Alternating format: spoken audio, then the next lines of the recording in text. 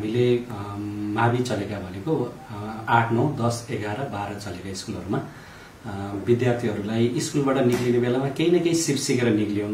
त्यो सिपलाई श्रमसँग जोड्न सकुन् भनेर प्रति माविलाई हामीले 1 लाखका दरले बजेट छुटाइदिएका छौं। उहाँहरू 10 कक्षासम्म चल्नेहरूले एसएलसी को एक्जाम पछि र 12 कक्षा चल्नेहरूले 12 को एक्जाम पछि तालिमहरू चलाउनुहुन्छ।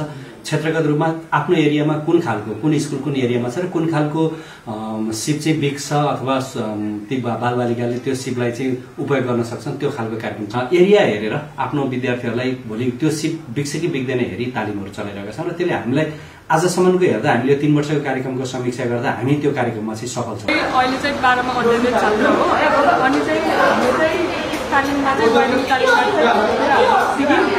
पहिला त घरमा चाहिँ म चाहिँ यही बजारमा बस्छु क्याम्पसमा अनि यहाँ चाहिँ के हुन्थ्यो भनेपछि तारहरू सकेट भएर चाहिँ आगो लाग्ने त्यस्तो हुने केही थाहा हुँदैन थियो। तर थोरै आएर पनि आफूलाई चाहिँ एकदमै अहिले चाहिँ धेरै जान्ने के कुराहरू जान्नुभयो? अहिले चाहिँ फ्यानको यो स्विच यो पावर सकेट इन्डिकेटरहरू अब जस्तै मिटर एमसिबीबाट यता अब खर्च लागेन नि त खर्च लागेन। अरूले केही बिग्रियो भने आफै बनाउन पाइयो।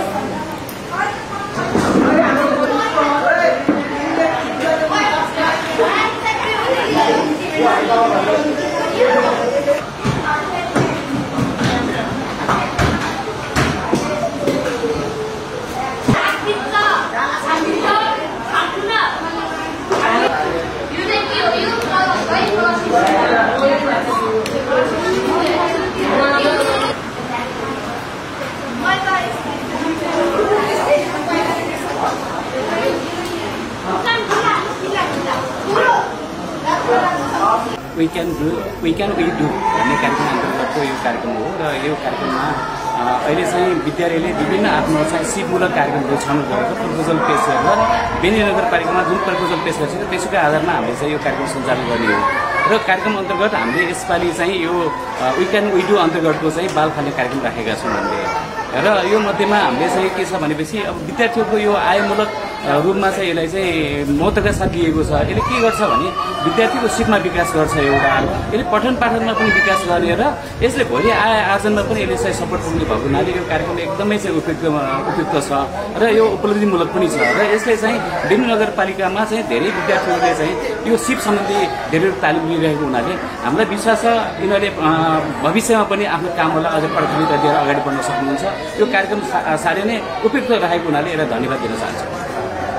बेनी नगरपालिकाको आर्थिक सहयोगमा वी क्यान वी डु हामी सक्छौँ हामी गर्छौँ भन्ने कार्यक्रम अन्तर्गत चाहिँ सञ्चालन गरिएको यो 18 गते मात्रै वडाध्यक्षको प्रमुख अतिथ्यतामा यो कार्यक्रमको समुद्घाटन गरी कार्यक्रम सञ्चालन गरिएको। खास गरी चाहिँ यो प्लम्बिङ तालिम विद्यालयमा अध्ययनरत विद्यार्थीहरूले एउटा आधारभूत ज्ञानको रूपमा चाहिँ केही गर्न सकुन् केही सिकुन् भन्ने उद्देश्यका साथ सिकाइएको। अब यो कार्यक्रमको आज चाहिँ झन्डै 7-8 दिन भइसकेको छ। 7-8 दिनको बिचमा विद्यार्थीहरूले धेरै कुराहरू सिकेका छन्। बाथरुमको धारा फिटिङ गर्नेदेखि लिएर पाइपका सकेटहरू जडान गर्ने निर्माण गर्ने सकेटहरू काट्ने कामहरू लगभग तयारी गरिरहेका छन्।